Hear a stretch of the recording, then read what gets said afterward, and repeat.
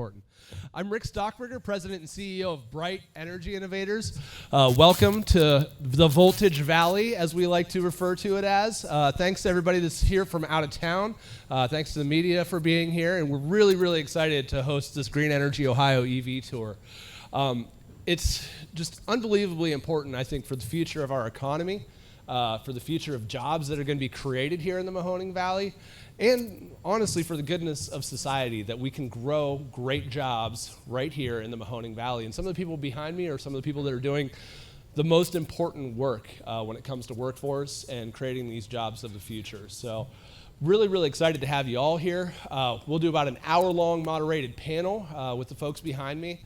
Then we'll be able to take a quick tour of our research lab, and then I also want to make sure that we have time to show you guys Dave Grohl Alley, and I believe there's a couple EVs out there that you can peruse through. I'm excited to see EV1 next to the largest drumsticks in the world that are literally directly below you right now. So I want to hand it over to Scott to talk a little bit about Green Energy Ohio. Thank you, Rick, and thank you all for coming out today. I'm Scott Miller. I am a board member for Green Energy Ohio. And for about 20 years, Green Energy is it's an environmental nonprofit. For about 20 years, we have held a solar tour of the state of Ohio, and we've come to lots of towns and communities and featured solar power and other forms of renewable energy. And like so many things, the tour sort of ran its course over the 2 decades that we did it. And about a year ago, Jane Harf, the executive director for Green Energy Ohio, approached me and said, look, I'd like you to serve on the executive committee for GEO. And I said, I'm a little too busy for that. You got something else for me? And she said, well, we are thinking about retooling the tour. And I said, well, have you thought about the intersection between clean energy and transportation? And vehicle electrification is the natural manifestation of that change. And so she bit hard. And so I have only myself to blame for this, but we have launched today a week-long tour of the state of Ohio, featuring all aspects of the clean energy and electric vehicle transformation. We started this morning in Shaker Heights and focused on some community projects. We then transferred over to Lakeland Community College and Lake Tran, focusing on their electrification of their bus system. And we are here today to talk a little bit about the transition for manufacturing and for clean energy, and what better place to do it than a place like BRITE. And so we're so thankful that BRITE has stepped up, and they've joined us not only in planning today's event, but they're also our regional sponsor. So we want to thank them for that. We want to thank all of our regional and statewide sponsors, and we definitely want to thank our panel today and thank all of you for coming out, and those of us who are joining us on our live stream as well. So if you do not know about GEO, I encourage you to join our organization. We are a membership-based organization. We are driven by our members, both financially and our mission, and we would not be able to do it without our members. I also want to thank our other sponsors, some of who have joined us today.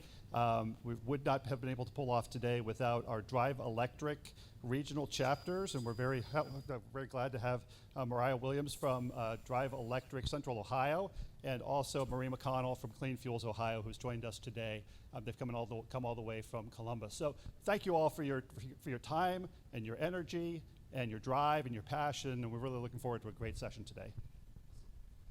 Thanks, Scott. And so I want to feel like my pastor at church real quick and recognize everybody that's here, and then recognize everybody that's on the live stream. Thank you so much for joining us. So please check out brite.org, but without further ado, I'll hand it over to the real pastor, Todd Johnson. Thanks so much for moderating today.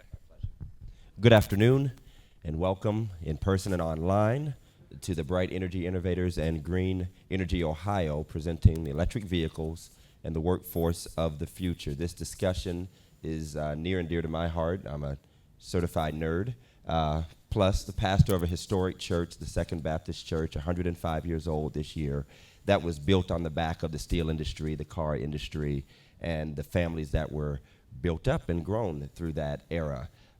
And often, I've also told people that I worked 10 years in workforce services for the state of Ohio, and Ohio means jobs, during the time where we saw that big transition of many of our jobs transitioning away from the older style industry, and now we're transitioning into what Rick called Voltage Valley, which I think is a great way to describe the transition happening here. We have a wonderful panel here with us today, and they will introduce themselves, and they'll do what we might call a high-level introduction, more than just who they are and where they're from, but speaking on particular subject matters that they, and probably they alone, would be experts in, sharing with us so that we who are seeing these terms like electric vehicles, green energy, new technologies, would have a better understanding of what it all means for the Valley and for those jobs, those industries, those employers, and those opportunities that will come from it. So we will go in not so much in order, but in order of our panel here, and ask first for Mr. Tom Gallagher from Altium Sales to give us a plant overview of the operations out there and what some of the workforce needs are at Altium Sales. So thanks for the opportunity, and certainly appreciate the opportunity to be with you today. Altium is proud to call Northeast Ohio home, so we're excited as we build a business, build a team, and in fact build a plant concurrently. So a lot of tremendous activity going on in our space. A lot of people are interested up front about the Altium business. So we are a battery cell manufacturer for our customer General Motors and its strategic partners. So battery cells are a core piece of an electric vehicle propulsion system for energy storage, and when combined in a module and a pack can propel a vehicle 300 miles and beyond. So it's really an exciting proposition as we build this space. So part of that is building a team, and probably one of the more important aspects of building a team begins with what are the job requirements and the specific elements for a team to be successful. Because the work is quite different in the battery cell business than other parts of industrial manufacturing, and we may think of the automotive sector and its supporting supply base.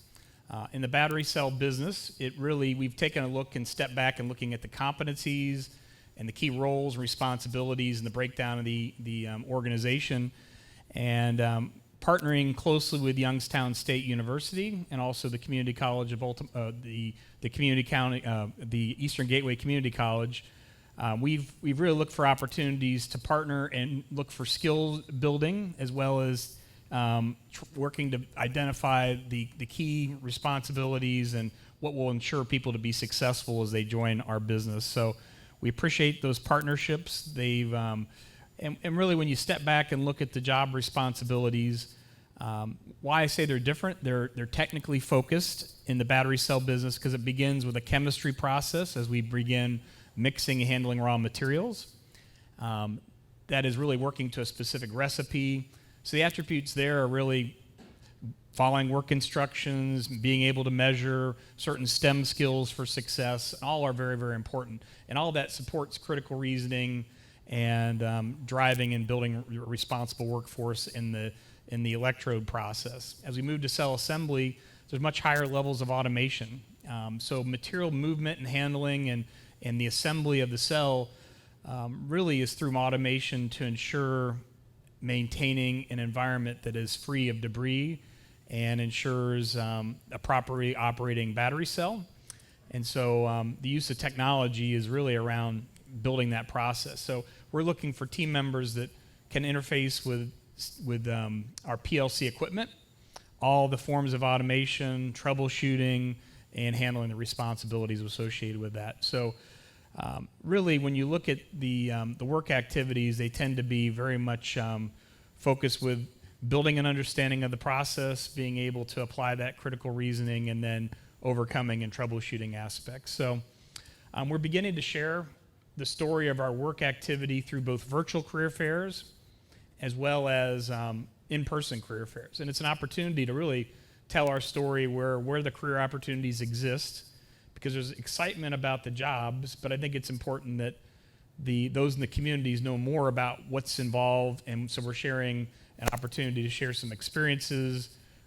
We're giving a look inside of a battery cell manufacturing plant and typical roles and responsibilities, and begin to paint the picture to ensure where the interest lies. Because we do want to build an organization from Northeast Ohio. We're very committed to that and trying to identify and build the skills. So we recognize the need to train and invest in training as a key aspect for our success. And so we're committed to not only identifying those resources, but bringing them on board with an investment in training and resources. So it's really going to be quite a journey and a great opportunity to join a team and building what will be a strong legacy when it comes to battery cell manufacturing in Northeast Ohio. So excited to be part of a small piece of Voltage Valley and what it represents to the area, and really excited about the partnerships we've been able to form in the community, and continuing to build the team. So look forward to your questions and other interests you may have. So thank you. Thank you very much, Tom. Jennifer Odo is the Executive Director of the Division of Workforce Education and Innovation at Youngstown State University. In light of Tom's comments about the workforce needs and the nature of the work, how it may and sometimes overlap in other ways differentiate from traditional manufacturing work, can you talk to us about how the education community is coming together to meet those workforce needs, to prepare workers, those coming into the workforce and that are already in the workforce, for those new next generation needs? Yes, and thank you, Pastor Todd, and thank you, everyone, for having me here today. It has been an exciting journey with Ultium and Tom and his team, and Chris Allen and everybody. And yeah, you know, higher education really needs to kind of take back the helm of their role in educating and developing the workforce, whether it be through, you know, the higher education system, the advanced degrees, or working with companies like Ultium to really figure out, you know, what does the kind of the mid-skilled workforce look like. We know that a lot of these we call new-collar jobs that are coming to the area where you may not necessarily need an advanced degree, but you need more than a high school diploma. So this really interesting area where Industry 4.0 is really coming together, where technology is at the heart of all of these jobs, and we recognize that many of the experienced manufacturing professionals in our region may have not had exposure to those types of jobs. And secondly, we also know that there's still a lack of awareness from our emerging youth that really don't understand the manufacturing jobs of the future. So our role here at Youngstown State University is really, number one, to help build the awareness of what these jobs look like, and we've been doing that through a series of virtual career fairs. We have our next one coming up for the entire community, all employers in the community, on June 16th. And we are also launching our Skills Accelerator at YSU.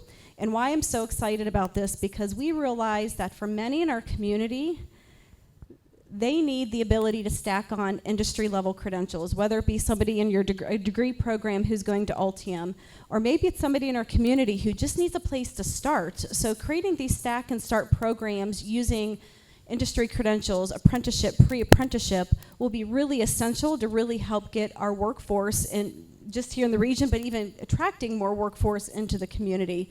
So our Skills Accelerator through the generous GM Community Investment will launch on June 16th as well. And we are going to come with free training for the community. We recognize that you know, there's a lot of skills that still need to be taught, so we're going to be offering some free industry certifications for our youth who are interested in the jobs, for those who maybe just need a little bit more technology experience and exposure to gaining those digital literacy skills. We're going to be launching a series of free programming that these individuals can go through to help them ready for the jobs here at Ultium.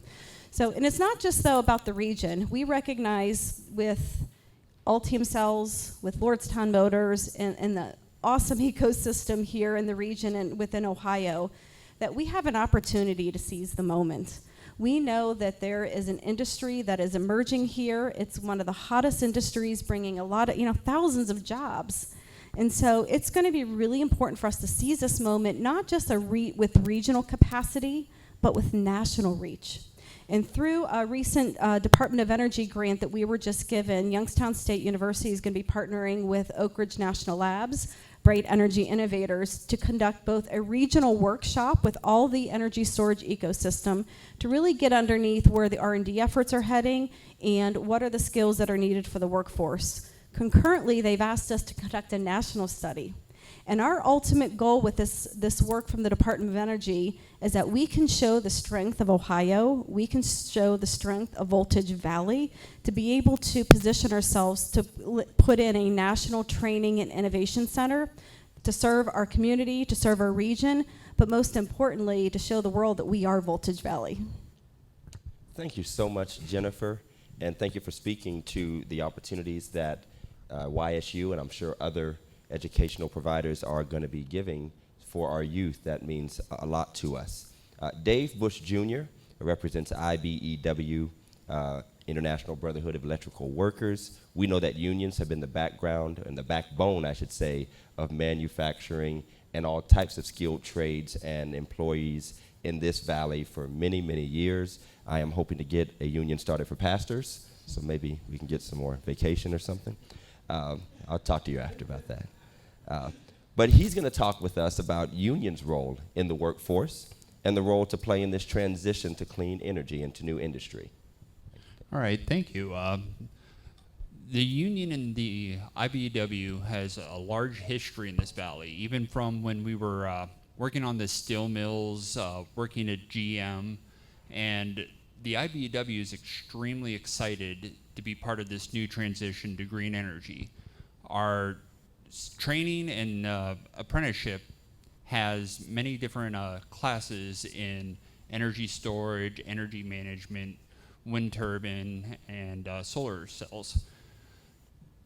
This has continued to grow as the years have gone by, and we have a large workforce easily available. I believe at last count it was close to 775,000 IBEW trained workers who have the skills and the knowledge to be able to put boots on the ground on all these projects.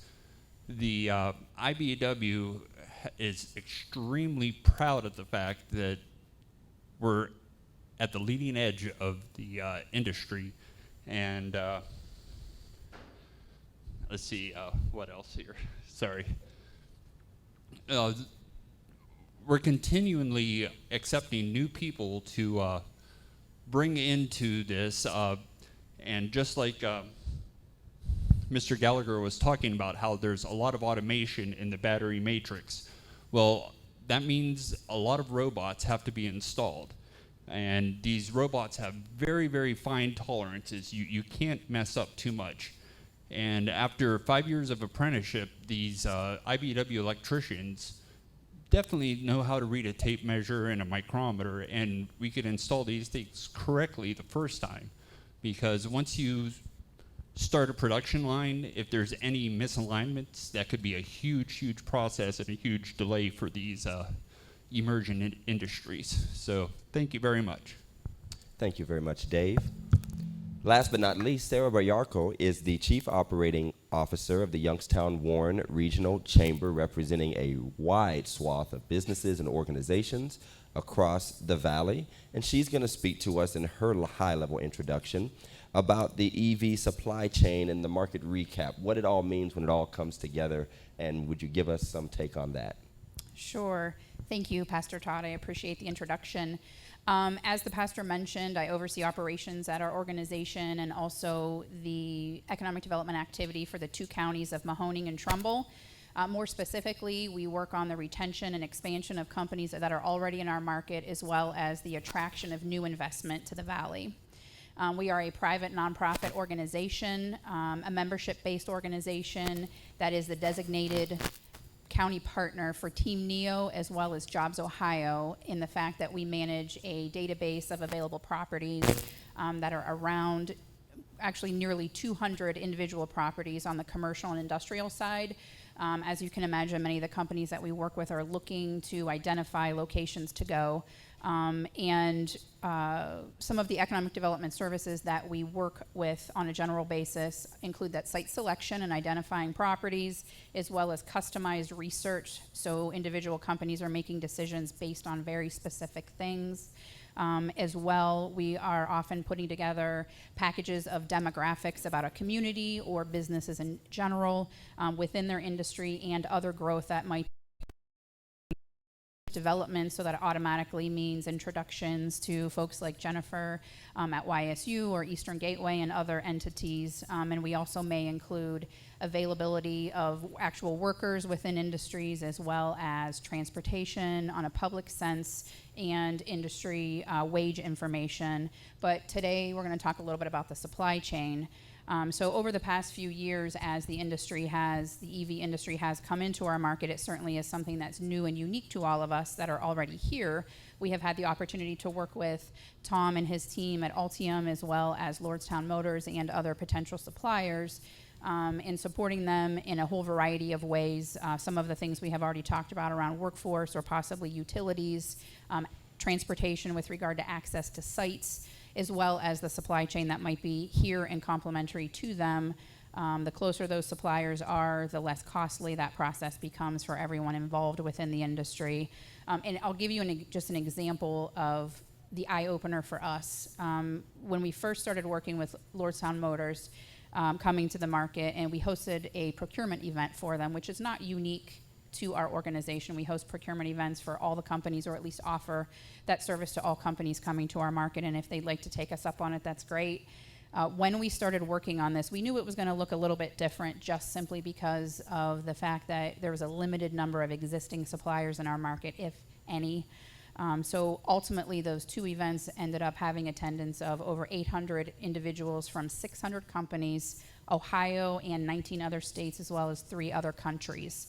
So that was, for us, an enormous eye-opener. It has enabled us to not only work with the individual companies that are already here, but those that are now part of that ongoing supply chain database. So it was very exciting. Currently, we're managing 11 supply chain attraction projects that could result in an additional several thousand new jobs. Beyond what has already been announced in our market. 3 of those suppliers specifically would be supporting Lordstown Motors, and 8 of them are potential suppliers for Ultium cells. When we continue to support those companies as they go through that site selection process and the due diligence, the one thing that's different so far with working on the EV side of things in comparison to many other industries, these folks are very well ahead of the game. And they would like to coordinate that timing along with the individual companies that they would be supplying to, should they end up with an actual work contract. So some of these folks are exploring opportunities, and they don't yet even maybe have a contract with the company they would be supplying to. Additionally, we are working with Team NEO and Jobs Ohio that I mentioned previously, and Jobs Ohio's consultants in South Korea, as they work to uncover additional opportunities for suppliers coming to our market. So we're creating that all-encompassing unique story from site selection all the way through the services of turning the lights on in the facility. So it's a fairly comprehensive package. I will say, too, on a local level, one of the other items as an chamber business organization, we definitely want to keep an eye on those businesses that are already here, that are part of what I would say is the traditional automotive supply chain, and where do they end up in this process as the industry moves to all electric. Ohio is number 1 for internal combustion engine manufacturing, and number 2 in transmission. So we do have many of those businesses already in our market, and we're supporting those individuals that are working to transition well ahead of the need as they move in that direction, to ensure that they remain in business and their workforce remains employed. Because without that, they will continue to have potential issues in the years to come. So I think that, thank you very much for the time, and I was very pleased to be included with today's panelists. Thank you very much. We're going to give 2 questions that are just general to the panel. Maybe 2, maybe 3 of you would like to respond to it in 2 minutes or so. We are doing well on time, actually ahead of schedule, which never happens in church, or at least my church. So Mr. O'Brien knows. He brings lunch when he visits our church. These 2 questions bounce right off of what you had to say, Sarah, about the supply chain, and it's exciting to hear that there are 11 different potential opportunities for suppliers to come into the area and be a part of this process of the new green energy. And what other businesses exist in the supply chain for electric vehicles? And I say that because often when we think of the Mahoning Valley, we think of a GM, we think of our steel mills, but many of our residents were employed at thousands of jobs that were maybe not so well known, but without them, those main plants would not exist. So what types of businesses, if anyone can answer this, exist in the supply chain for electric vehicles battery cell manufacturing, that type of thing.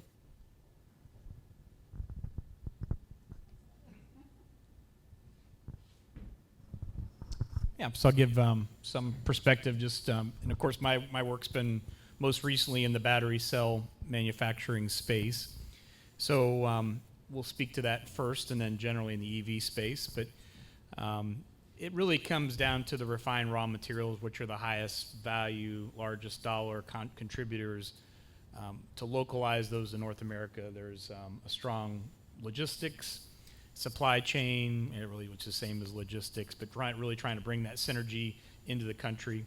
Some of those, the rare earth materials can be refined and mined around the world, so there's a unique supply chain complexity with that, but there's really redefinition in that whole space when you look at what the opportunities lie, and there's a number of different agencies across North America looking at how that can be accelerated. From a mining perspective, there's not a direct correlation to this direct region and some of the materials, but it's certainly worth an investigation, and I think there are potentials, and so those are some of the opportunities that exist potentially in our supply chain. I can't get more specific than that because of confidentiality aspects. And then you look at it really comes down to how you propel an electric vehicle. There's different strategies. So in the strategies of having drive units with, those really are conversion opportunities for what could be traditional transmission locations for drive units instead of internal combustion transmission type arrangements. So those exist. The rest of the components are not unlike some of the other aspects of the vehicle. They don't change dramatically, but just higher levels of connectivity and both automation and control systems linked to the vehicle performance. So, but it's certainly an area that needs to be looked at, and I've been in forums both at a federal and state level that this is an active topic. So certainly makes good sense for the business. One additional thing to Tom's comments, when we look at the procurement events that we host, no matter the industry, it's the pieces and parts that go into manufacturing the end product, but then we also have the service side of things. So we are actively working with many companies locally as well as new companies that are looking at the market that are not only going to serve the actual product or service the products that might come out of our market in the future, but also the maintenance of the property. So an individual is making an investment in real estate and anything that might go into running that business daily. So it's not only the supply chain for the individual product, but the services that go along with that for that product, as well as any other investment that they have. So that's definitely an investment or an opportunity for a lot of our existing companies. Thank you. Dave? Yes, definitely building off of what Tom and Sarah were talking about, that's a very macro view of it, but there's also the micro view of it where you have, for example, Altium. There's Ross's Eatery, which was a historic GM stop for lunch, and they've been there for years. And after GM Lordstown shut down, he was almost out of business, and Altium was pretty much a godsend for them. And there's lots of other small businesses, gas stations. Now you have people working. You could go get your morning coffee. Hopefully don't gas too much off more because we'll be using the EV vehicles. But also the local unions and skilled trades, because there's outages, different gear needs to be switched out, there's updates to equipment, and everything from tire shops, all your local businesses improve with the EV Valley or the Voltage Valley program. Thank you. Thank you. And I appreciate you mentioning that, Dave, all of the businesses that feed off of the industry that exists here in the area. We certainly understand how important that is to our culture and our communities here. Knowing how important this is and how important it is to get the word out and make sure that both those younger workers coming into the market, into the job market, and those who are transitioning from traditional manufacturing, I'd like to ask the panel again, a few of you would like to answer, how do we make sure that we are communicating these opportunities effectively and getting more people qualified for these positions that are coming over the next few years? That is a great question. And as we close out on supply chain, really, our talent is our supply chain, and probably one of the most important supply chains that are going to help us scale this industry and scale the region here. And so, we recognize, you've all seen the headlines. We have low unemployment. We have some that are not wanting to come back to work, maybe because of unemployment insurance is helping them to maintain their family life at home. It could be that they don't know where the jobs are at, believe it or not. Frankly, we're going through this great reassessment of what jobs are out there and what do we want to do. I think we're at the point right now, inflection point, where a lot of the jobs that are out there, people are kind of evaluating, say, I don't know if I want to do this. And this is a great opportunity for our valley, by the way, because number one, we have all these mid-scale jobs coming through the electrification, through Voltage Valley, through these wonderful ecosystem companies. And we need to do more to cast a wider net to start attracting people into this community. So our supply chain starts here locally. It starts with our youth. It starts with our workforce-ready high school. It starts with our veterans and frankly, our career reinventors. And I think we have a lot of them out there today that are reevaluating where they want to head in their career. And this is a great opportunity to be a part of the ground floor, ground zero for the electrification industry here in the Valley. And we know these jobs, we have everything coming through from our operator jobs to our industrial maintenance to skilled workforce as well. And I think the culture that Ultium is building on is going to be really cool, because these individuals, a lot of times you think that you start a career early on in manufacturing and you're going to do that same job for the next 50 years. Well, the great news is there's so much reinvention happening with Industry 4.0. Skills are changing all the time. So this is a great opportunity for anybody, whether you're in adjacent industries, whether you're in the telco industry, or other manufacturing jobs. This is a great opportunity to really start getting into these advanced technologies and coming into where you're going to have a career pathway, not just a job. And I think that's really important. I think that's the pendulum that's starting to shift with the jobs that are coming here to the industry. It's a dynamic career where people are going to have lots of opportunity to grow, to develop. And by the way, in one of the hottest industries in the world right now. So when we think about our talent supply chain, again, we got to think outside of our county borders. We have to think more broadly. And our hopes through this Department of Energy study is that we're going to identify other adjacent industries who will be able to come in and really start fueling more people into the Mahoning Valley. Thank you.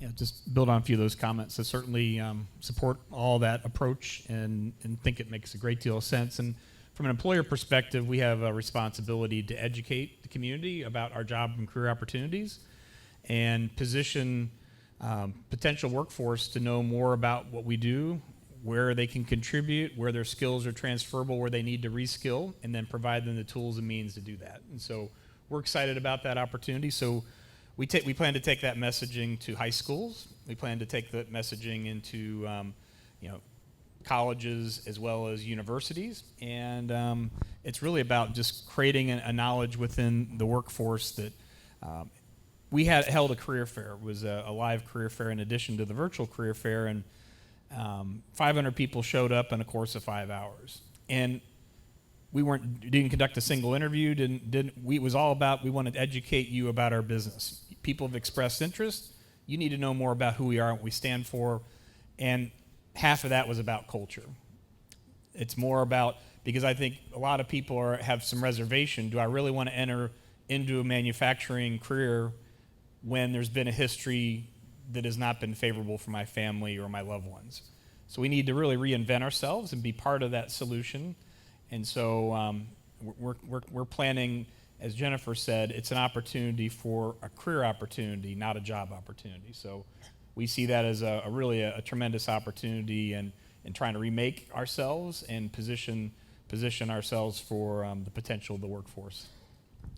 But in closing on that comment, Tom, but it's not just about Ultium, right? We have an entire industry emerging here. And so we have a responsibility as a community to really start thinking about that education and what that means, educating our youth, educating our career reinventors, our veterans, but again, casting this wider net so that we can let people know that Voltage Valley is the place to be. I mean, this is, if you want an area of growth and potential where you can come build a family, I mean, this is where it's at. So, and I just, I say that because we need to do more, not just to educate on the jobs, but to educate on the opportunities that sit just realistically within this, 3 to 10 mile radius. Thank you both very much. Tom, you already stepped a little bit into the question I was going to ask you, some specific questions for each of you, and yours would be, what are the types of jobs at a battery manufacturing facility, and what are the skills you need? You touched a bit on it, but let me just frame it like this. I know I already have some that would ask me, parishioners, I heard Altium is hiring. I know what my dad did at GM. I know what my mom did at Packard Electric. I know what my father did at Delphi. He did wiring harnesses, and I visited him and saw him do it, knew what it looked like. I don't think the average person knows what it looks like, what a specific job function looks like inside of Altium cells. So could you just give a couple job brief descriptions or job titles and what that might look like for a worker in that particular position? Yeah, that's a good question, and certainly an important framework. And I would say the big difference is there's not repetitive work activity in our environment. So it's not as if you have a repetitive 50-second cycle time that you must complete, and then the next job comes and you must be there present and do that again. The repetitive work is performed by automation, and that's not to replace people. A lot of times people are convinced automation's about replacement of workforce, but fundamentally the nature of our process, due to the cleanliness standards, the environmental standards, and the handling, because we're in a class 10,000 clean room environment, requires the use of high levels of automation, and tack time is less than 2 seconds, so it's not feasible to accomplish that through the use of hands. So the automation does that. So we're looking for people who interface with equipment, support the operation, become the first responder to addressing issues, and then when a maintenance issue is encountered, to engage our maintenance team with trained professionals in the maintenance space. And so operator, they would be a team leader or senior technician would be a role definition. There could be in the quality space, a quality technician. In industrial maintenance, in the maintenance space, will be the types of roles. And it's you gain in your experience and knowledge, and you can evolve and become a process leader, or you can become in a space where you can lead more of the people in the process. So there's different paths. It may be one process and one more people leadership roles. And that's where there's career growth potential beyond your current job assignment. So it's really a tremendous opportunity for growth. So the big takeaway here is there's not repetitive work by the nature of the process definition. And it's a chemical process for mixing.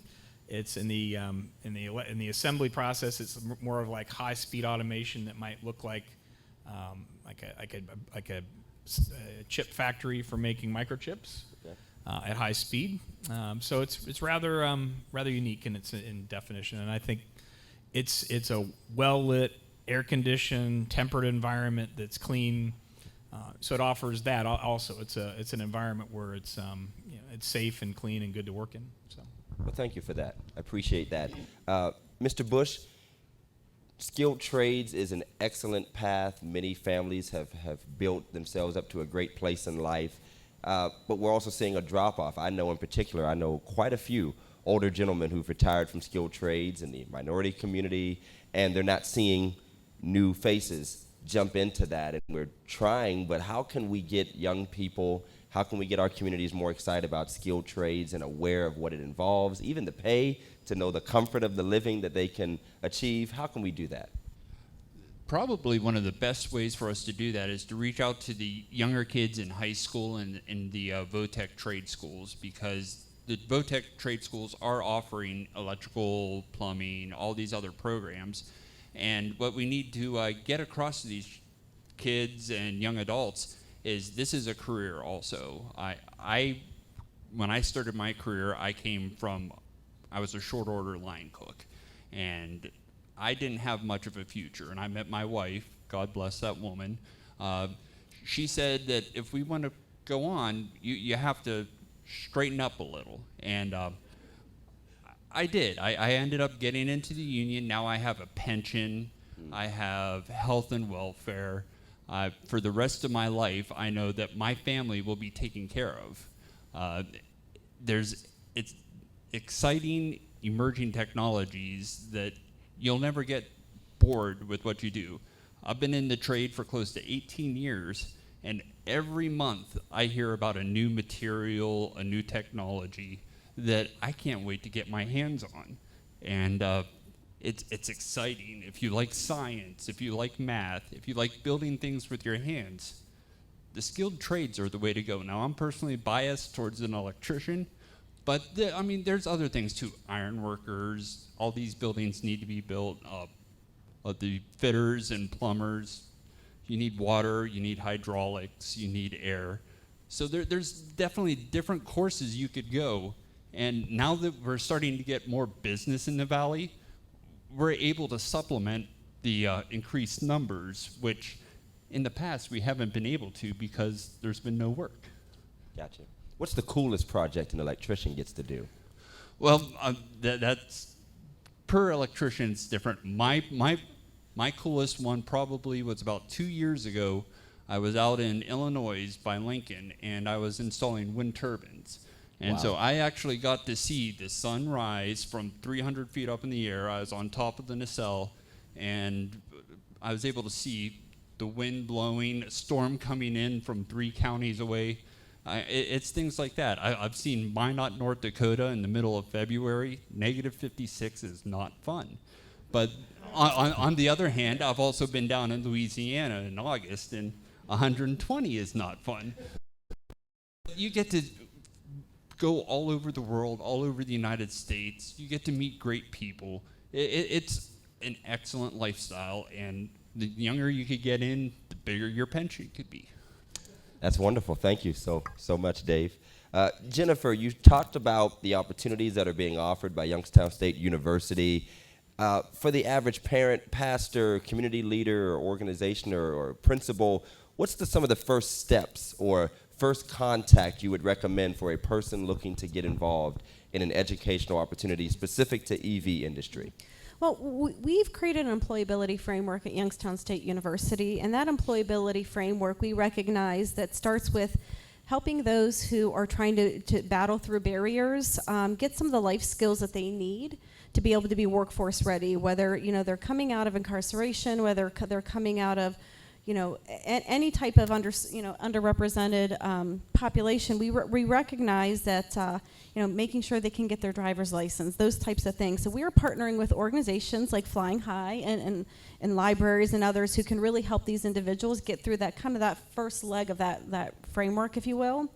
And then we start working on making sure that they have access to digital internet, whether it's internet, whether it's devices. And through our virtual career fairs, we've actually partnered with about a dozen or so organizations who have opened up their doors. BRITE Innovators is one of them, so that if anybody needs access to internet, anybody needs a device, they can come right into some of those partners, and we've cleared that barrier for them. And even more so, a lot of these partners like the library, Flying High again, for example, and we've got so many wonderful organizations out there, are helping these individuals get to that next leg, which is all about building their digital literacy. You've heard the word technology several times today, and we recognize that a lot of our workforce does not have the capabilities around digital literacy. So we've partnered with other organizations to really help them get through that next barrier. And then it's when they get there that now we could open up to training opportunities. Our YSU Skills Accelerator, which will launch on the 16th, as I'd mentioned, will have the ability to offer online training. There will be sign up for some classroom training. And our goal is that we pair the training online with our Excellence Training Center that's opening up over on 5th and Commerce here next month, that we could really braid different training opportunities, but we could also help individuals who maybe are lacking maybe some confidence, some capability, that they can go through these programs and start kind of taking that incremental step into an educational pathway. So we're really excited about that. And then, of course, we all know that at the end, the ultimate goal with all of this is getting to them to that last leg, which is a job outcome, an employability outcome. So we're leveraging programs like apprenticeship and other learning opportunities to help those who maybe don't have a pathway just yet into an advanced degree, but help them get into an earn and learn opportunity where they can start applying these skills. And our goal is that these individuals will continue to build on that lifelong learning journey and end up coming in potentially to a 2 or 4 year program. I appreciate that. Thank you very much, Jennifer. Sarah, I want to end with you. I'll be 39 on the 16th, so that's a good date.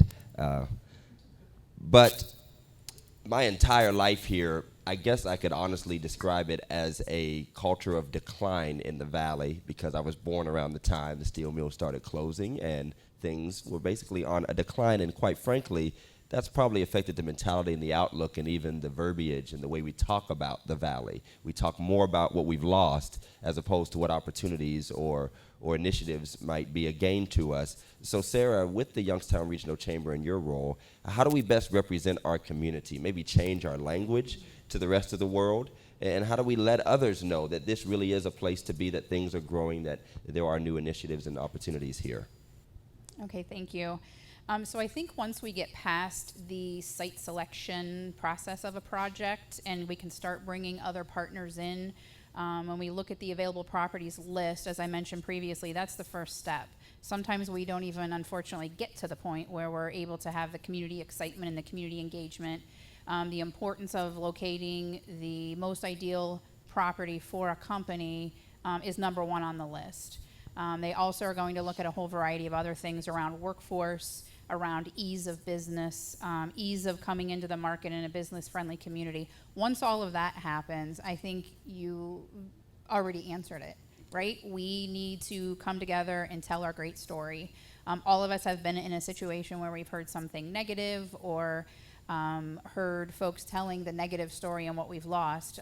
There are a lot of good things. I think today's attendance today represents some of the great things going on in the community and the excitement. But be a supportive voice to those individuals you might come across. Some of the folks that might even be part of the supply chain or the workforce that's staying in a local hotel that's going to be working with Ultium. Welcome those folks to the community and talk about the great things going on here, because I'm not sure that that always happens in every case, and that is definitely something that we would want to do.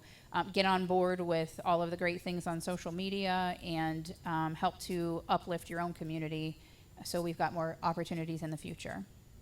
Thank you very much, Sarah, and I appreciate you mentioning about how we all play a role in promoting the positive things happening in our community. It's obviously been some decades since masses of people would move here. We had people moving from down south and other places, and people would look for a church to attend, an organization to be a part of, what neighborhood to live in, how are the schools, and things like that. So regardless of our sector, we all have a role to play in the new emerging industries and the jobs that will come with them. At this time, I'll allow some individuals who may have a question from the audience.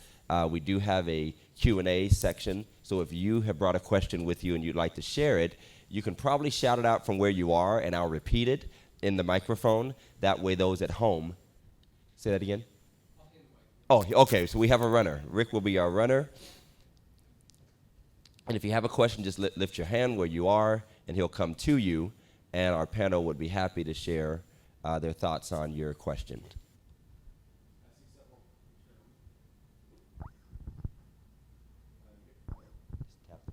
Hello. Oh, I see several politicians here, so you guys have to ask questions, right? Or is it the other way around? We got a question in the back. I saw the one all the way in the back first. Legitimate runner.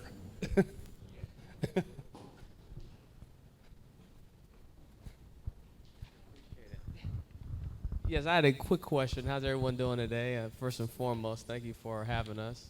But my question was in regards to these new jobs in this new emerging market. And we look at, the transition from the steel mills and some of the other traditional cars that were, former, job placements for a lot of the youth coming into the area. Do you feel as though some of these jobs, as far as the technology space and a lot of the electric vehicles, are jobs that you can have traditional students come in that might not have any work experience, come in and actually be trained to do these jobs? Or do you believe that they need to have a educational background or some type of previous training to come into these positions?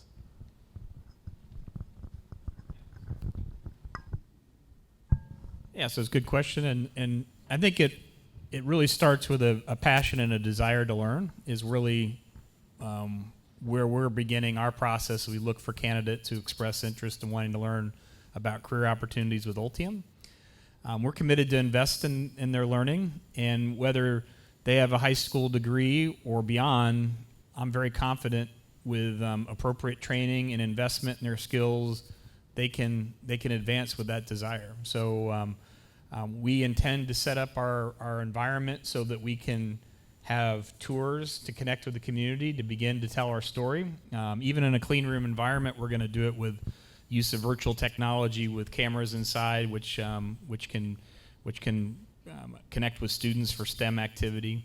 So it's really creating that early passion on there are career opportunities in science, technology, engineering, and math that may not require a college degree, but just a passion to learn where you want to grow and excel in that space. And we're committed to be part of that solution. So I think it's really important. And so, we look forward to being part of that solution.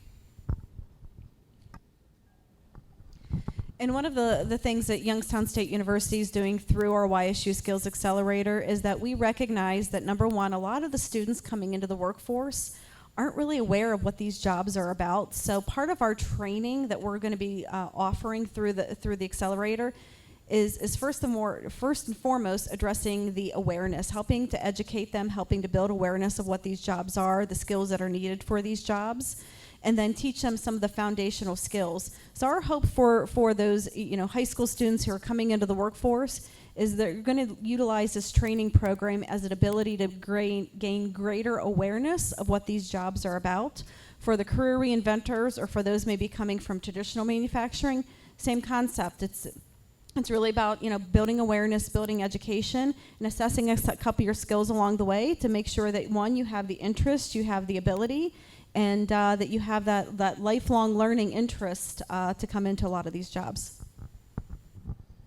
If I could just add one thing too, and looking at the suppliers that we're currently talking with, the information is very introductory at this point, but they have shared quite a bit of detail around workforce and what their needs might be, and it does present a broad range of educational levels from entry level all the way to highly skilled or running a facility. I think that one of the things that business anyone in business in this room would agree, or anyone watching today, it is much less costly to retain employees and create a career pathway for those individuals than it is to constantly have turnover and have to hire new people. The effort that goes into finding people, the effort that goes into training people, employers today are very interested in keeping an opportunity within. Thank you. Anyone else have a hand up, a question? I have a question, Herb Crowther from Megajol. Regarding the ecosystem of supply chain customers, supply chain partners, what are some of the other categories, whether it's advanced materials that go into electrolytes and separators and the electrodes, or the control systems or the battery charging systems, or even ultimately having other EV vehicle manufacturing? Who else needs to be here in the Valley to do that?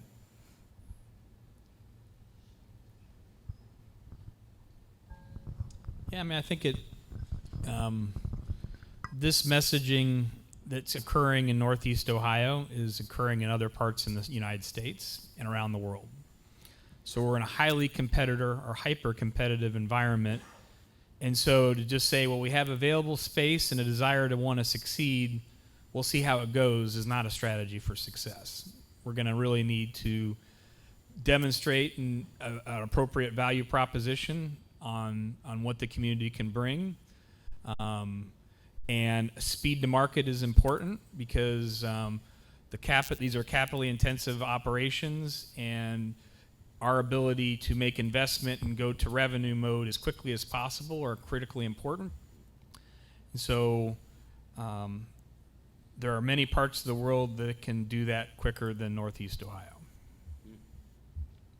and I've shared that with your leadership. So so it's not to put, but I'll be frank and direct because it's important that you understand where the opportunities lie. And it doesn't mean you're at a disadvantage. It just means people are competing around the world for these jobs, and it's really important that we take a deep assessment where we are, and those traditional skills and capabilities of bringing traditional manufacturing environments are not the same framework we need to compete in this economy. So I would ask you to kind of reassess, determine what value proposition you're going to bring. And the other thing that, the response to your point, but it's something I've been sitting here thinking, how do I bring up, is the workforce that I'm being presented does not reflect that of the community that it resides in. So I am not getting an appropriate level of diverse candidates that properly represent the community. And so it's unfortunate. And it's changing my approach on how we need to direct what our opportunities are to the community, because the avenues that I'm being provided, again, don't reflect the demographics of the community that we live and work in. And so I need more African American candidates, Hispanic candidates. I need women candidates in manufacturing, and I'm not getting them. And I got to change what I'm doing to attract those, because our workforce, the opportunities that we're represented, don't align with. So to me, that's a space in manufacturing that's, and it's important. Companies are very focused on inclusion as a strategy for success, and parts of the world that are successful in this are an advantage from a workforce perspective. So it's more than just grants. It's more than just dollars to the it's about all these other factors that I think parts of the community in Northeast Ohio have kind of written off manufacturing as a career potential. So again, it's a little unsolicited, but I chose to inject it at this point because I think it's an important, just look at the demographics in this room. Do we represent the community we work within? I don't think we do. So again, we just need to reflect, understand, and reassess how we're going to reach to, because there's talent throughout this community that's not being attracted properly and doesn't represent the community we live and work in. So just a thought. I greatly appreciate that thought. Hi, I'm Emerson. I'm the GEO tour director for this event, actually. But and I was my dad's family, and I was born in Youngstown, and so I was just wondering, and this has been touched on a bit in various points throughout the panel, but just directly, how a lot of these broader changes, the Voltage Valley, like there's a lot of focus on jobs, but I was also wondering how it related to the area and like the community aspect, because as you guys pointed out, it touches on a lot of other stuff, and this kind of stuff impacts housing and the local actual environment, especially in a lot of areas where there's extraction or industrial processes, that will seriously impact people's environment, and that will impact the health and a bunch of other stuff. And I was just wondering how some of these broader changes related to that, and with any specific of the organizations you all represent.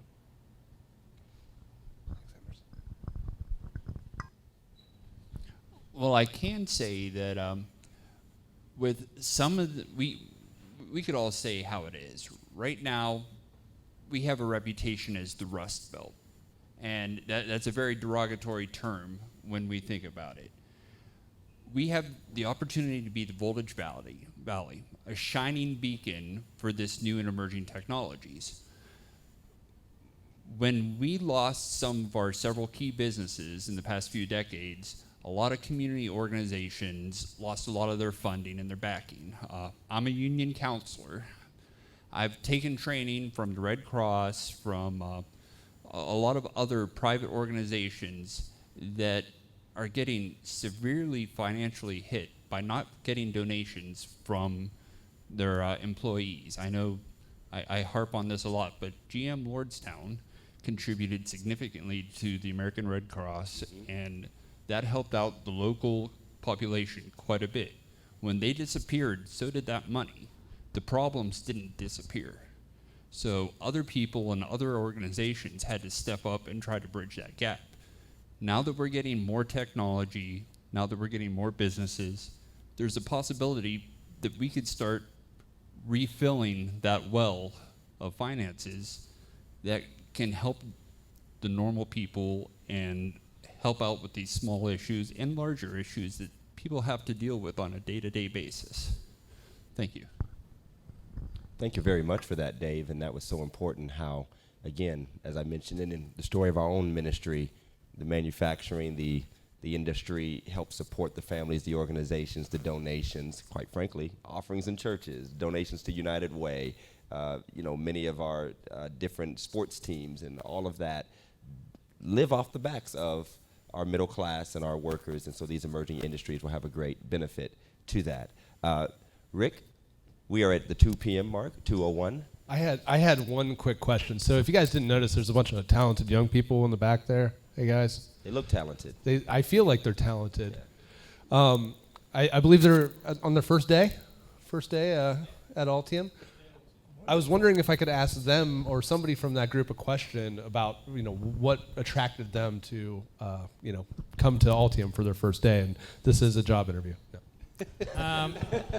Have Chris back there help you. Okay, well then I'll turn it over. Yeah. Yeah, Rick. Typically on the first day of employment, we don't like to put people on the spot. So that's anybody want to answer? Yeah. That is good. Yeah, so I'm Mark McCloskey. Grew up in Cortland, Ohio.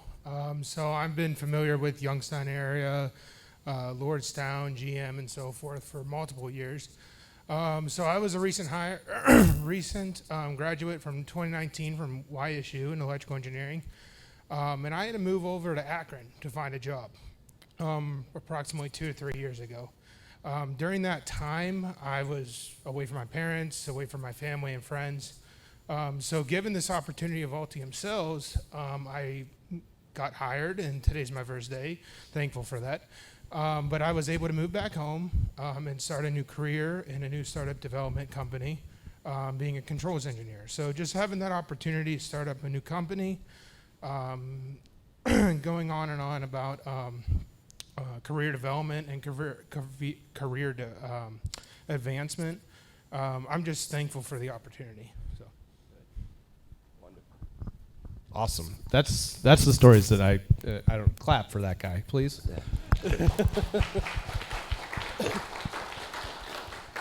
That's the stories I think we all care about a lot, and we just had a startup founder here with Czar Power who moved here from Boston to be a part of this ecosystem and the important work that you guys are doing. So Pastor Johnson, I'll let you wrap it up, and then I'll say the next steps here. Okay. Well, we want to thank our panelists. Let's give a rousing applause for our panelists for sharing insight and information.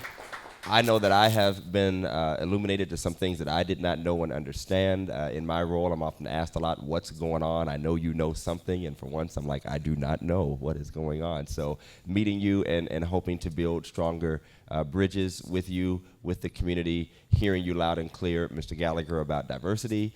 I would absolutely love to help in any way that I can and connect you to organizations that could make that a reality for you. And to all of our community members and stakeholders and partners who attended, we thank you for being here, and we hope that you spread the word and continue to tap into the resources and share them with others so that we can continue pushing this bright future for the Valley. Thank you. Thank you to BRITE for hosting us in your wonderful facility, and to Green Energy Ohio. We want to also mention Greenwood Chevrolet, who helped sponsor this event, and all of the other partners who are a part of this. So we are now in the hands of Mr. Rick Stockberger. Thank you very much, and thank you again to all the panelists. So if you guys didn't know, where you're at is the only energy incubator in the state of Ohio. We focus on early stage energy technologies, help them commercialize them, and at the end of the day, create jobs. It's really what we exist to do. And we're very proud to call Warren, Ohio home. We work with companies all over the state. You see Electrata on there. They're in Cincinnati, others in Cleveland, but our home is here in Warren, Ohio, and we're very, very proud to be in what I consider the capital of the Voltage Valley, in Warren. So excited for this EV tour. The next step that I wanted to take you guys on our little journey today is being able to give you a quick tour of our research lab. John Galvin is the man. He's our technical specialist, newly hired as a real person. We're very excited for him. But want to show you, actually, we've had companies from research universities at Carnegie Mellon to electric vehicle companies utilize our lab to test batteries and look at that space. So wanted to take you on a quick tour in there, and then I also, just because it's one of my favorite things about Warren, show you Dave Grohl Alley, because it's right below you, and it's one of the main reasons that I took this job. So appreciate you all. Follow us into the lab, and thank you all for being a part of this.